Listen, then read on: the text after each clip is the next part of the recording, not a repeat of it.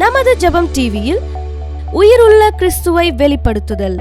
ஏராளமான வார்த்தைகள் வழியாக இயேசு கிறிஸ்துவானவர் நம்முடைய രക്ഷകർ என்பது നമുക്ക് ഉറുതിപ്പെടുത്തുന്നു. തിരിച്ചറിഞ്ഞേ ഒന്ന് ഡിക്ലെയർ ചെയ്തേ, യേശു എൻ്റെ രക്ഷകനാണ്. Christ Generation Ministries presents Revealing the Living Christ every Saturday at 8 p.m. Don't miss it on Jebam TV. Hallelujah.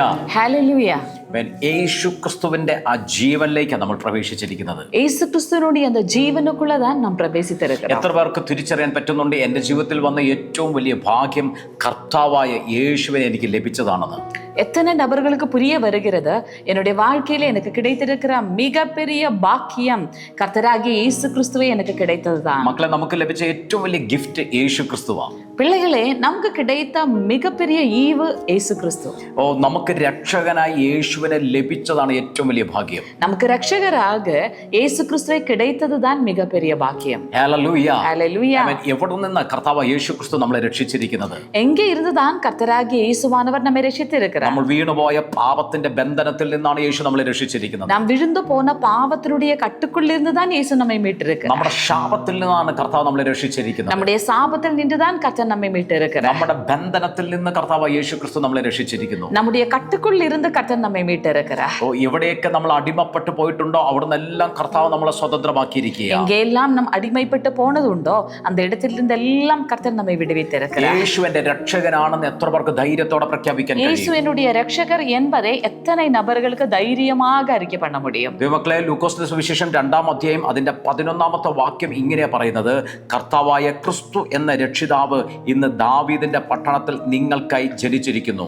ദൈവപിள்ளைகளே, லூக்கா எழுதின சுவிசேஷம் 2வது அதிகாரம் அதனுடைய 11வது வசனம் இவ்விதமாக சொல்கிறது, இந்த கர்த்தராகிய கிறிஸ்து என்னும் രക്ഷകർ உங்களுக்காக தாவீதின் ஊரிலே பிறந்திருக்கிறார். ദൈവമക്കളെ ശ്രദ്ധിച്ചേ, ദൂതൻ ഇറങ്ങി ഇടയന്മാരോട് പറയുന്ന ഒരു സുവിശേഷ വാക്യമാണിത്. தேவப்பிள்ளைகளே கவனிங்க, தூதன் இறங்கி மெய்ப்பர்களோடு சொல்கிறதான ஒரு சுவிசேஷ சத்தம் தான் இது. കർത്താവായ ക്രിസ്തു എന്ന രക്ഷിതാവ് നിങ്ങൾക്ക് വേണ്ടി ദാവീദിന്റെ പട്ടണത്തിൽ ജനിച്ചിരിക്കുന്നു. கர்த்தராகிய கிறிஸ்து என்னும் രക്ഷകർ உங்களுக்காக தாவீதின் பட்டணத்தில் பிறந்திருக்கிறார். ഇവിടെ യേശു ക്രിസ്തു ജനിച്ചിരിക്കുന്നത് ദൂതൻ പറയാ നിങ്ങളുടെ രക്ഷകനായിട്ടാണ് ജനിച്ചിരിക്കുന്നത്. ആമേൻ. இங்கே இயேசு கிறிஸ்து பிறந்திருப்பது தூதன் சொல்கிறது என்னது? രക്ഷിതാവാக രക്ഷകരാக അമ്മേൻ പിറന്നിരിக்கிறார். ഇന്ന് എത്ര പേർക്ക് ഇതിനെ തിരിച്ചറിയാൻ കഴിയുന്നു? അവർ ഒന്ന് ഡിക്ലെയർ ചെയ്ത, യേശു ജനിച്ചത് എന്നെ രക്ഷിക്കുവാൻ വേണ്ടിയിട്ടാണ്. അമ്മേൻ. എത്ര പേര് ഇதை புரிந்து கொள்றீங்க? எத்தனை பேருக்கு அறிக்கை பண்ண முடிகிறது? இயேசுவானவர் பிறந்தது രക്ഷകരാகவே. ആമേൻ. യോഹന്നാന്റെ സുവിശേഷത്തിനകത്ത് യോഹന്നാൻ പറയുകയാണ് 3-ാം അധ്യായം 17-ാമത്തെ വാക്യത്തിനകത്ത്, ദൈവം തന്റെ പുത്രനെ ലോകത്തിൽ അയച്ചത് ലോകത്തെ വിധിപ്പാനല്ല, ലോകം യേശുവിനാൽ രക്ഷിക്കപ്പെടുവാനത്രേ. யோவான் எழுதின சுவிசேஷம் 3வது அதிகாரம் 17வது வசனம் இவ்விதமாக சொல்கிறது, உலகத்தை ஆக்கினைக்குள்ளாக தீர்க்கும்படி தேவன் தம்முடைய குமாரனை உலகத்துக்கு அனுப்பாமல் அவராலே உலகம் രക്ഷിക്കപ്പെടുவதற்காகவே അവരെ അனுപ്പിனார். ഇവിടെ യോഹന്നാൻ പറയുകയാണ്, ലോകത്തെ രക്ഷിക്കാൻ വേണ്ടിയിട്ടാണ് യേശു കർത്താവ് ഭൂമിയിലേക്ക് വന്നത്. பாருங்க, இந்த இடத்தில் யோவான் சொல்கிறான், இயேசு உலகத்தை രക്ഷിப்பதற்கே அவன் இந்த உலகத்துக்கு அவரை அனுப்பினார். പിതാവാം ദൈവം യേശുവിനെ ലോകത്തിലേക്ക് അയച്ചത് ലോകത്തെ രക്ഷിപ്പാനാണ്, വിധിക്കുവാനല്ല.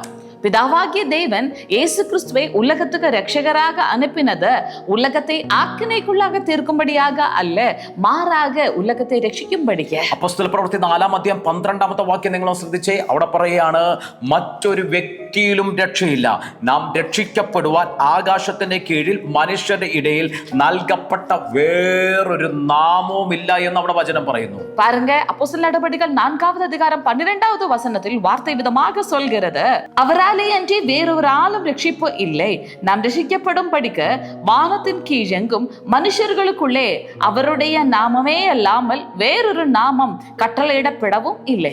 നമ്മൾ രക്ഷിക്കപ്പെടുവാൻ വേണ്ടി ആകാശത്തിന്റെ കീഴിൽ ഭൂമിക്ക് മീതെ നൽകപ്പെട്ട ഏക നാമം അത് യേശു ക്രിസ്തു എന്ന നാമമാണ്. நாம் രക്ഷിക്കപ്പെടും படிக்கு வானத்துக்கு கீழாக பூமிக்குள் கொடுக்கப்பட்ட ஒரே ஒரு நாமம் அது கர்த்தராகிய இயேசு கிறிஸ்து என்ற രക്ഷകரின் നാമം.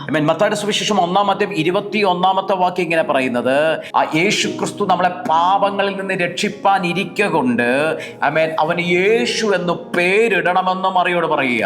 பாருங்க, மத்தேயுவின் சுவிசேஷம் 1-வது வசனத்திலே அவர் நம்மை தம்முடைய பாவங்களில் நின்று ரட்சிப்பதற்கு இருப்பதினாலே அவருக்கு இயேசு என்று பெயரிட வேண்டும் என்று சொல்லி மரியாளை பார்த்து தூதன் சொல்கிறார். അപ്പോൾ നോക്കിയേ, യേശു ക്രിസ്തു പാപങ്ങളിൽ നിന്ന് നമ്മളെ രക്ഷിപ്പാൻ വേണ്ടിയിട്ടാണ് യേശു വന്നത്. அப்ப பாருங்க, இயேசு கிறிஸ்து பாவங்களில் നിന്ന് നമ്മെ രക്ഷിക്കുம்படியாகவே இந்த பூமிக்கு വന്നു. 1 തിമോത്തിയോസ് 1-ാം വാക്യം പറയുന്നു, യേശു ക്രിസ്തു പാപങ്ങളെ രക്ഷിപ്പാൻ യേശു വന്നു എന്ന്. 1 തിമോത്തി 1-ാவது வசனம் சொல்கிறது, இயேசு கிறிஸ்து பாவிகளை രക്ഷിക്കുம்படியாகவே இந்த உலகத்திற்கு வந்தார். ഹല്ലേലൂയ. ഇന്നൊന്ന് പറഞ്ഞാട്ടെ, എന്റെ രക്ഷകനായിട്ടാണ് യേശു വന്നിരിക്കുന്നത്. ഹല്ലേലൂയ.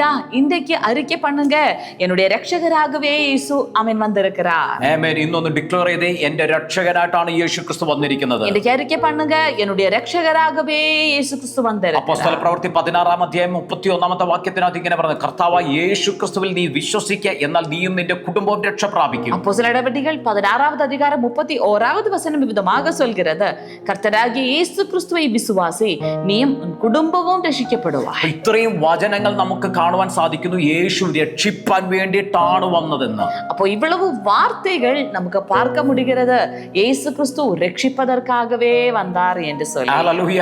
എന്നാൽ നമ്മൾ കേട്ടിരിക്കുന്നത്, നമുക്കൊരു ന്യായവിധിയുണ്ട്, നമ്മൾ ചെയ്ത പ്രവർത്തികൾക്കനുസരിച്ച് ഒരു ശിക്ഷയുണ്ടെന്ന് നമ്മൾ കേട്ടിരിക്കുന്നു. ஆனால் நாம் கேட்டிருப்பது, நமக்கு ஒரு நியாய தீர்ப்பு இருக்கிறது, நாம் செய்ததான கிரியைகளுக்கு ஏற்றபடியான ஒரு நியாய தீர்ப்பு நமக்கு இருக்கிறது என்று வசனம் சொல்கிறது. എന്നാൽ ഒരുപാട് വചനത്തിലൂടെ നമുക്കിന്ന് യേശു രക്ഷകനാണെന്ന് നമുക്കൊരു ബോധ്യം വരികയാണ്. ஆனால் ஏராளமான வார்த்தைகள் வழியாக இயேசு கிறிஸ்துவானவர் நம்முடைய രക്ഷകർ என்பது നമുക്ക് ഉறுதிപ്പെടുത്തുന്നു. തിരിച്ചറിഞ്ഞേ, ഒന്ന് ഡിക്ലെയർ ചെയ്തേ, യേശു എന്റെ രക്ഷകനാണ്. இன்னைக்கு புரிந்து கொள்ளுங்க, அறிக்கை பண்ணுங்க, இயேசு என்னுடைய രക്ഷകർ. ഇതൊന്ന് ഡിക്ലെയർ ചെയ്തേ, കർത്താവ് എന്റെ രക്ഷകനാണെന്നൊന്ന് ഡിക്ലെയർ ചെയ്താട്ടെ. இன்னைக்கு அறிக்கை பண்ணுங்க, இயேசு என்னுடைய രക്ഷകർ.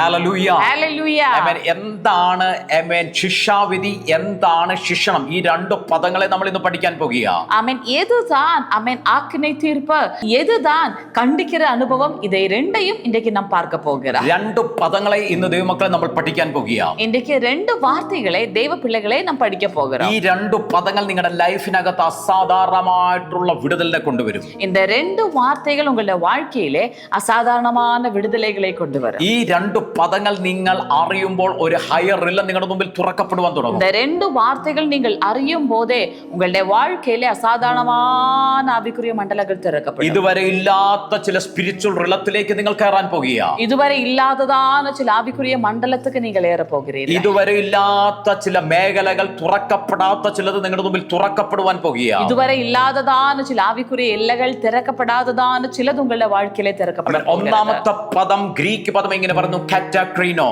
ஆமென். 1வது கிரீக்கு வார்த்தை விதமாக சொல்கிறது கட்டாக்ரினோ. ആമേൻ. രണ്ടാമത്തെ പദം പെയ്ഡിയോ എന്ന ഗ്രീക്ക് പദം. 2வது പെയ്ഡിയോ എന്നതാണ് ഗ്രീക്ക് വാർത്ത. ഈ രണ്ട് പദത്തെ നിങ്ങൾ ശ്രദ്ധയോടെ കേട്ടാട്ടെ. ഒന്ന് കാറ്റാക്രീനോ, രണ്ട് പെയ്ഡിയോ. ஆமென். இந்த ரெண்டு வார்த்தைகளை நீங்க கவனமாக கேட்டுக்கொள்ளுங்க. ஒன்று கட்டாக்ரினோ, ரெண்டு பெய்டிയോ. ആമേൻ. കാറ്റാക്രീനോ എന്ന് പറഞ്ഞാൽ ശിക്ഷാവിധി, കണ്ടംനേഷൻ. ശിക്ഷാവിധി എന്നാണ് ആ പദത്തിന്റെ അർത്ഥം. கட்டாக்ரினோ என்றால் அக்கினை தீர்ப்பு, ஆமென், நியாய தீர்ப்பு என்று சொல்லி அர்த்தம். ആമേൻ. പെയ്ഡിയോ എന്ന് പറഞ്ഞാൽ ശിക്ഷണം എന്നാണ് അതിന്റെ അർത്ഥം. பெய்டியோ என்றால் அதை கண்டித்து உணர்த்துதல், ஆமென் என்று சொல்லி அர்த்தம். ഇന്ന് നമ്മൾ ഈ രണ്ട് പദത്തെയും നമ്മൾ ആത്മാവിൽ അതിനെ സ്വീകരിക്കാൻ പോകുകയാണ്. இன்றைக்கு இந்த ரெண்டு வார்த்தைகளையும் ஆவியிலே நாம் பெற்றுக்கொள்ள போகிறோம். എവിടെയാണ് ശിക്ഷണം ലഭിക്കുന്നത്, എവിടെയാണ് ശിക്ഷാവിധി ഉണ്ടാകുന്നത്? எந்த இடத்திலே தான் நம்மை ஆமென் பிதாவானவர் ஆமென் கண்டிக்கிறார், எந்த இடத்திலே ஒரு ஆக்கினை தீர்ப்பு வருகிறது. അത് സ്വീകരിക്കാൻ റെഡി ആയവർ ആത്മാവിൽ ഒന്ന് സ്തോത്രം ചെയ്ത് ആത്മതലത്തിൽ ഒന്ന് ഇതിനെ ആമേൻ കേൾക്കുവാൻ റെഡി ആയിരുന്നാട്ടെ. இதை பெற்றுக்கொள்ள வாஞ்சிக்கிறவர்கள் ஆவியிலே நீங்க ஆயத்தமுள்ளவர்களாக ஆவியிலே சிலதை கேட்கும்படியாக ஆயத்தம் பண்ணிக்கொள்ளுங்க. ദൈവമക്കളെ, ക്രിസ്തുവിൽ ഉള്ളവർക്ക് എന്താണ് ലഭിക്കുന്നത്? ശിക്ഷയാണോ, ശിക്ഷണമാണോ? ഇതിനെ നമ്മൾ ഇന്ന് കേൾക്കാൻ പോകുകയാണ്. ദൈവ പിള്ളകളെ, கிறிஸ்து இயேசுவுக்கு உட்பட்டவர்களாகிய நமக்கு வருகிறது என்னது? ஆக்கினை தீர்ப்பா? இல்லை. அமேன். அதை கண்டித்துணர்த்துதலா என்று சொல்லி இன்னைக்கு നാം பார்க்க போகிறோம். നമുക്ക് ശിക്ഷണമാണെങ്കിൽ ശിക്ഷാവിധി ആർക്കാണ് നൽകിയിരിക്കുന്നത്? നമുക്ക് ശിക്ഷ എന്ന് சொன்னால் ആക്കിனை തീർപ്പ് யாருக்கு வருகிறது? ഹല്ലേലൂയ. ഇന്ന് നമുക്ക് പേഡിയോ എന്ന പദം എന്താണെന്നൊന്ന് ശ്രദ്ധിക്കാം. இன்னைக்கு നമുക്ക് പേഡിയോ എന്നതാണ് വാർത്ത എന്നവെന്ന് சொல்லி கவனிக்கலாம். എബ്രായ ലേഖനം 12-ാം അധ്യായം 5-ാമത്തെ വാക്യം മുതൽ ഇങ്ങനെ പറയുന്നു. ஆமென். எபிரேயர்க்கு நிருபம் 12வது அதிகாரம் 5வது വചനത്തിൽ இருந்து விதமாக வார்த்தை சொல்கிறது. അങ്ങനെ കർത്താവിന്റെ ശിക്ഷ നിരസിക്കരുത്, അവൻ ശാസിക്കുമ്പോൾ മുഷിയുകയും അരുത്. കർത്താവ് താൻ സ്നേഹിക്കുന്നവനെ ശിക്ഷിക്കുന്നു, താൻ കൈക്കൊള്ളുന്നവൻ ഏതു മകനെയും തല്ലുന്നു എന്നിങ്ങനെ മക്കളോട് എന്ന പോലെ നിങ്ങളോടും സംവാദിക്കുന്ന പ്രബോധനം നിങ്ങൾ മറന്നു കളഞ്ഞുവോ? നിങ്ങൾ ബാലശിക്ഷ സഹിച്ചാൽ ദൈവം മക്കളോട് എന്ന പോലെ നിങ്ങളോടും പെരുമാറുന്നു. അപ്പൻ ശിക്ഷിക്കാത്ത മകൻ എവിടെയുള്ളൂ? എല്ലാവരും പ്രാപിക്കുന്ന ബാലശിക്ഷ കൂടാതിരിക്കുന്നുവെങ്കിൽ നിങ്ങൾ മക്കളല്ല, കൗലടയന്മാരത്രേ. നമ്മുടെ ജഡസംബന്ധമായ പിതാക്കന്മാർ നമ്മെ ശിക്ഷിച്ചപ്പോൾ നാം അവരെ വണങ്ങിപ്പോന്നുവല്ലോ. ആത്മാക്കളുടെ പിതാവിന് ഏറ്റവും അധികമായി കീഴടങ്ങി ജീവിക്കേണ്ടതല്ലയോ? അവർ ശിക്ഷിച്ചത് കുറെ കാലവും താങ്കൾക്ക് ബോധിച്ച പ്രകാരമത്രേ. അവനോ നാം അവൻ്റെ വിശുദ്ധി പ്രാപിക്കേണ്ടതിന് നമ്മുടെ ഗുണത്തിനായി തന്നെ ശിക്ഷിക്കുന്നത്. எபிரேயருக்கு நிருபம் 12வது அதிகாரம் 5வது வசனத்தில் இருந்து வார்த்தை விதமாக சொல்கிறது. அன்றியும் என் மகனே, கர்த்தருடைய சிட்சையே அற்பமாக எண்ணாதே, அவரால் கடிந்து கொள்ளப்படும் போது சோர்ந்து போகாதே. கர்த்தர் எவனிடத்தில் அன்பு கூறுகிறாரோ அவனை அவர் சிட்சித்து தாம் சேர்த்து கொள்கிற எந்த மகனையும் தண்டிக்கிறார் என்று பிள்ளைகளுக்கு சொல்கிறது போல உங்களுக்கு சொல்கின்ற புத்திமதியை மறந்தீர்கள். நீங்கள் சிட்சையை சகிக்காதவர்களாய் இருந்தால் தேவன் உங்களை புத்திரராக எண்ணி நடத்துகிறார். தகப்பன் சிட்சியாத புத்திரன் உண்டோ? எல்லாரும் சிட்சிக்கும் சிட்சையே உங்களுக்கு கிடையாதிருந்தால் நீங்கள் புத்திரராயிராமல் வேசி பிள்ளைகளாய் இருப்பீர்களே. നോക്കിയേ, ഇവിടെ വേർഡ് പറയുകയാണ്, കർത്താവിൻ്റെ ശിക്ഷ മക്കളെ നിങ്ങൾ നിരസിക്കരുത്. കർത്താവ് ശാസിക്കുമ്പോൾ മുഷിയും അരുത്. കാരണം താൻ സ്നേഹിക്കുന്നവരെയാണ് കർത്താവ് ശിക്ഷിക്കുന്നത്. தேவ பிள்ளைகளே, இந்த இடத்தில் வார்த்தை விதமாக சொல்கிறது, என் மகனே, கர்த்தருடைய சிட்சையை அற்பமாக எண்ணாதே, அவரால் கடிந்து கொள்ளும் போது அமேன் அது சோர்ந்து போகாதே. கர்த்தர் எவனிடத்தில் அன்பு கூறுகிறாரோ அமேன் அந்த மகனை அந்த பிள்ளையை தான் சிக்ஷிக்கிறார். നോക്കിയേ, കർത്താവ് സ്നേഹിക്കുന്നുണ്ടെങ്കിൽ ആ കർത്താവിൻ്റെ ശിക്ഷ നമ്മൾ സ്വീകരിക്കാൻ അമേൻ മനസ്സുണ്ടെങ്കിൽ അത് നമ്മളെ ക്ലിയർ ചെയ്ത് നടത്തുവാൻ തുടങ്ങും. മക്കളെ, தேவ பிள்ளைகளே, கர்த்தர் நம்மை நேசிக்கிறார் என்று சொன்னால் கர்த்தர் நம்முடைய வாழ்க்கையில தருகிறதான ஒவ்வொரு சிக்ஷிக்கிற அனுபவத்தையும் நாம் ஏற்றுக்கொள்வோம் என்று சொன்னால் அது நம்முடைய வாழ்க்கைக்கு மாறுதல்களை கொண்டு வந்து நம்மை ஆசீர்வாதமாக ഈ പദത്തെ ഒന്ന് സ്വീകരിച്ചിട്ട് പറഞ്ഞേ, കർത്താവിന്റെ ശിക്ഷ നിരസിക്കരുത്. அமேன். இன்றைக்கு இந்த வார்த்தையை பெற்றுக்கொண்டு விதமாக சொல்லுங்க. அமேன். கர்த்தருடைய கண்டித்து கொள்ளுதலை அமேன் நீங்க அற்பமாக எண்ணாதீர்கள். അമേൻ. ശാസിക്കുമ്പോൾ മുഷിയരുത്. അമേൻ. അവർ കടിത്തു കൊള്ളും പോത് സോർന്നു പോകാതീர்கள். അമേൻ. ഇവിടെ ശിക്ഷ എന്ന് പറയുന്നതിനുള്ള ഗ്രീക്ക് പദമാണ് പെയ്ഡിയോ എന്ന പദം കൊടുത്തിരിക്കുന്നത്. இந்த இடத்தில் சிக்ஷை என்பதற்கு கொடுக்கப்பட்டிருக்கிறதான கிரேக்கிய வார்த்தை தான் பேடியோ என்பது. പേഡിയ എന്ന് പറഞ്ഞാൽ അതിന്റെ അർത്ഥം ഇതാണ്. ഒരു പരിശീലനത്തിലൂടെ ട്രെയിൻ ചെയ്ത് കൊണ്ടുപോകുന്നതിനാണ് പേഡിയ എന്ന് പറയുന്നത്. இந்த இடத்தில் பேடியோ என்று சொன்னால் ஒரு ட்ரெய்னிங் வழியாக நம்மை நடத்தி செல்கிற അനുഭവத்திற்கு தான் പേഡിയോ என்று சொல்வது. നമ്മുടെ മാനസികമായിട്ടുള്ളതും ധാർമ്മികമായിട്ടുള്ള വികാസത്തിന് വേണ്ടി, വളർച്ചയ്ക്ക് വേണ്ടി ആജ്ഞകളും ഉപദേശങ്ങളും ശാസനയും നൽകിക്കൊണ്ട് നമ്മളെ ട്രെയിൻ ചെയ്യിപ്പിച്ച് കൊണ്ടുപോകുന്നതിനാണ് പേഡിയ എന്ന് പറയുന്നത്.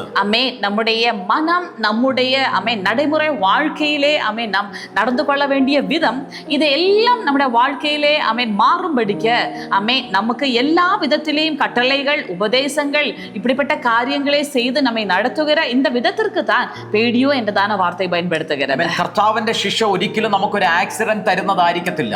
കർത്തരുடைய ശിക്ഷ ഒരുപോതും ഒരു ആക്സിഡന്റ് നമുക്ക് തരുവതല്ല. കർത്താവിന്റെ ശിക്ഷ നമ്മളെ തകർത്തു കളയുന്നതല്ല. കർത്തരുடைய ശിക്ഷ നമ്മെ തകർത്തു വിടുവതല്ല. നമ്മൾ ആത്മീകമായി വളർച്ച പ്രാപിക്കുവാൻ വേണ്ടിയിട്ടുള്ള നമ്മൾ ഉപദേശിക്കുന്നതും നമ്മളെ ശാസിക്കുന്നതുമാണ് ദൈവത്തിന്റെ ശിക്ഷണം എന്ന് പറയുന്നത്.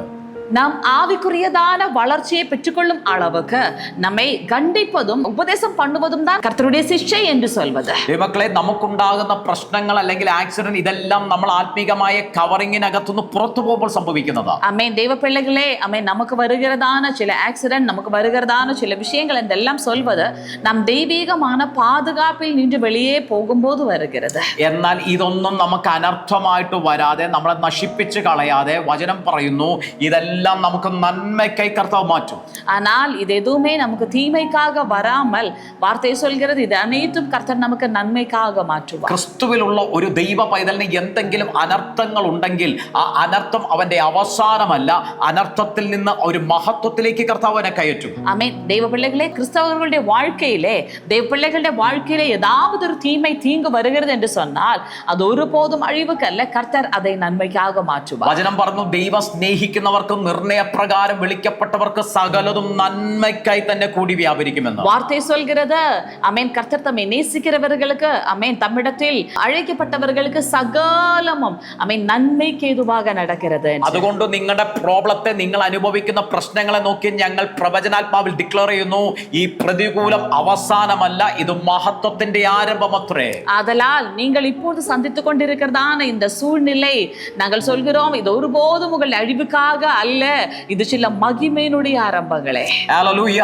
അപ്പൊ പേടിയ എന്ന് പറഞ്ഞാൽ ആത്മീകമായിട്ട് നമ്മളെ വർദ്ധിപ്പിച്ചെടുക്കുവാൻ, നമ്മളെ വളർത്തിക്കൊണ്ടുവരുവാൻ നമ്മൾക്ക് നൽകുന്ന ശാസനങ്ങളും ഉപദേശങ്ങളും അടങ്ങുന്നതാണ് പേടിയ എന്ന് പറയുന്നത്. പേടിയ என்று சொன்னால் ஆவிக்குரிய வாழ்க்கையிலே நாம் வளர்ச்சி பெற்றுக்கொள்ளும் அளவுக்கு நமக்கு வருகிறதான சில கண்டிக்கப்படுகிற அனுபவங்கள், உபதேசங்கள், இதற்கு தான் പേടിയോ என்று சொல்வது. ഈ പേടിയ എന്ന് പറഞ്ഞാൽ നമ്മുടെ തെറ്റുകളെ തിരുത്തുന്നതാണ് പേടിയ എന്ന് പറയുന്നത്. ആമേൻ. പേടിയോ என்று சொன்னால் நம்முடைய தவறுகளை நாம் திருத்தி வர இருக்கிற കാര്യങ്ങൾ എന്ന് വെച്ചാൽ നമ്മളെ തെറ്റുകളെ തിരുത്തുന്നതിലൂടെ, വികാരങ്ങൾ നിയന്ത്രിക്കുന്നതിലൂടെയും സൽഗുണങ്ങൾ വർദ്ധിപ്പിക്കുവാൻ ലക്ഷ്യമിടുന്ന ശിക്ഷയും ശിക്ഷണത്തെയാണ് പേടിയ എന്ന് പറയുന്നത്. அமேன். தெய்வ பிள்ளைகளே, பேடியோ என்று சொல்லும் போது, அமேன், நம்முடைய வாழ்க்கையிலே நாம் சில தவறுகளை, அமேன், சரி பண்ணி, அமேன், நாம் சில வளர்ச்சிக்குள்ள வரும்படிக்க நமக்கு தருகிறதான, அமேன், சில கண்டித்து உணர்த்துகிற அனுபவங்கள், கண்டிக்கல், இந்த அனுபவத்திற்கு தான் പേടിയോ என்று சொல்வது. അപ്പൊ പേടിയം നമ്മളെ നശിപ്പിക്കുവാൻ വേണ്ടിയിട്ടുള്ളതല്ല, മറിച്ച് നമ്മളിൽ സൽഗുണങ്ങൾ വർദ്ധിപ്പിക്കുവാൻ വേണ്ടിയിട്ടുള്ളതാണ്. പേടിയോ ഒരുപോതും നമ്മെ അഴിക്കുമ്പടിയാക അല്ല, ചില നற்குணങ്ങൾ നമുക്കുள் പെരുകുമ്പടിക്ക്. ഇന്ന് എത്ര പേർ തിരിച്ചറിയുന്നു, കർത്താവിന്റെ ശിക്ഷണം എന്നെ നശിപ്പിക്കുവാനായിട്ടുള്ളതല്ല, അത് എന്റെ ജീവിതത്തിൽ ആധികമായി ഞാൻ സൽഗുണങ്ങളെ വർദ്ധിപ്പിക്കുവാൻ വേണ്ടിയിട്ടുള്ളതാണ്. அப்போ இன்றைக்கு எத்தனை நபர்கள் இவ்விதமாக புரிந்து கொள்றீங்க? என்னுடைய வாழ்க்கையில சில பேடியோ அனுபவங்கள் அது ஒருபோதும் என்னுடைய அழிவுக்கல்ல, என்னில் நற்கிரியைகள், நற்குணங்கள் എന്നിൽ പെരുകുംപടിക്ക, നാം പെരുകുംപടിക്കേ പേടിയോ.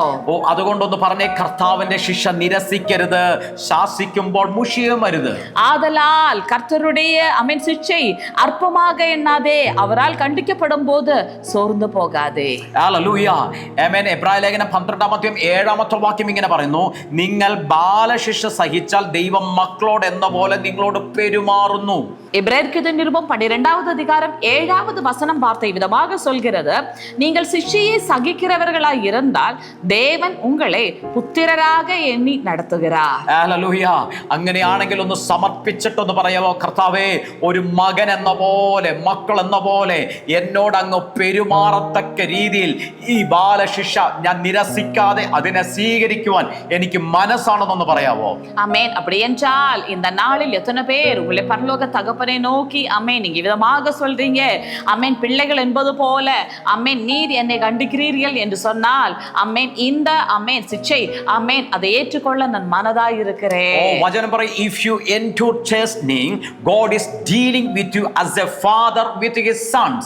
ஆமென். பாருங்க, நீங்கள் சிட்சையே, ஆமென், அதை நீங்க சகிக்கிறவர்களா இருந்தால் தேவன் உங்களை പുത്രர்களாக എണ്ണി നടത്തുகிறார். ഇന്ന് ഞാൻ അതിനെ കൈമാറുകയാ. ഒരു സ്വർഗീയ പിതാവ്, യാഹുവേ പിതാവ്, മക്കളോട് എന്ന പോലെ പെരുമാറുന്ന ഒരു ആത്മതല നിങ്ങളുടെ മേൽ തുറക്കപ്പെടാൻ പോകുകയാ. ஆமென். இன்றைக்கு உங்களை பார்த்து நாங்கள் அறிக்கை பண்ணுகிறோம், உங்களை யாக்குவே தகப்பன் பிள்ளைகளோடு என்பது போல உங்களோடு செயல்படுகிற ஒரு ஆவிக்குரிய மண்டலம் உங்கள் மேல் திறக்குகிறார். For whom is the son whom the father does not chasten. അപ്പൻ ശിക്ഷിക്കാതെ ശിക്ഷിക്കാത്ത മകൻ എവിടെയുണ്ട്? അമേൻ. പാരുങ്ക വാർത്ത என்ன சொல்கிறது? തകപ്പൻ ശിക്ഷിയാத പുത്രനുണ്ടോ? ആമേൻ. ഒരപ്പൻ മകനോട് എന്ന പോലെയാണ് പെരുമാറുന്നതെങ്കിൽ ശിക്ഷണം മാത്രമായിരിക്കത്തില്ല ദൈവമക്കളെ. അവിടെ ആശ്വാസം ഉണ്ടായിരിക്കും, അവിടെ ചോർത്ത് പിടിക്കുന്ന അനുഭവം ഉണ്ടായിരിക്കും, അവിടെ സ്നേഹത്തിന്റെ കൈമാറ്റങ്ങൾ ഉണ്ടായിരിക്കും, അവിടെ ആമേൻ ലാളിക്കുന്ന ഈ അനുഭവങ്ങൾ ഉണ്ടായിരിക്കും. എത്ര പേർ ആഗ്രഹിക്കുന്നു സ്വർഗീയ പിതാവ് ഒരു മകനോട് ഇടപെടുന്നത് പോലെ, അപ്പൻ മകനോട് ഇടപെടുന്നത് പോലെ എന്റെ സ്വർഗത്തിലെ ദൈവം എന്നോട് ഇടപെടണമെന്ന്. അമ്മേ, ദൈവപിള്ളകളെ, ഒരു തകപ്പൻ മകൻ ഉറവെன்றால் അതിലെ എല്ലാ നേരത്തിലെയും അമ്മേൻ ശിക്ഷ மட்டுமல்ல, அந்த இடத்தில் அம்மேன் கண்டிக்கிற அனுபவங்கள் உண்டாயிருக்கும், அம்மேன் ஆறுதல் தருகிற அனுபவங்கள் உண்டாயிருக்கும், அரவணைக்கிற அனுபவங்கள் உண்டாயிருக்கும். அப்படி என்றால் எத்தனைக்கு இன்னைக்கு சொல்லுங்க, அம்மேன் ஒரு தகப்பன் மகன் உறவுக்குள் நான் தகப்பனோடு கூட இருக்கிறேன். ആമേൻ. ഇന്ന് ഞങ്ങൾ ഡിക്ലെയർ ചെയ്യുക, God is dealing with you as a father with his son. ആമേൻ. പിതാവ് മകനോട് ഇടപെടുന്നത് പോലെ, ആമേൻ, പിതാവ് മകനോട് ഇടപെടുന്നത് പോലെ, പെരുമാറുന്നത് പോലെ കർത്താവ് നിങ്ങളോട് ഇടപെടാൻ പോകുക. ஆமென். இன்றைக்கு எத்தனை பேர் விதமாக சொல்றீங்க, ஒரு தகப்பன் தன்னுடைய பிள்ளையோடு செயல்படுவது போலவே என்னுடைய தகப்பன் என்னோடு கூட இடைபெடுகிறார். ഇന്ന് എത്ര പേർ ആഗ്രഹിക്കുന്നു ഒരു പിതാവ് മക്കളെ സ്നേഹിക്കുന്നത് പോലെ എന്റെ സ്വർഗത്തിലെ ദൈവം എന്നെ സ്നേഹിക്കുന്നു എന്ന് തിരിച്ചറിയുന്നവർ ആത്മാവിൽ ഒന്ന് പ്രൈസ് ചെയ്ത് തുടങ്ങിയാട്ടെ. ஆமென். இன்றைக்கு ஒரு தகப்பன் தன்னுடைய பிள்ளைகளை நேசிப்பது போலவே என்னுடைய பரலோக தகப்பன் என்னை நேசிக்கிறார் என்பதை புரிந்து கொள்கிறவர்கள் ஆவியிலே ஸ்தோத்திரம் பண்ணிக்கொள்ளுங்க.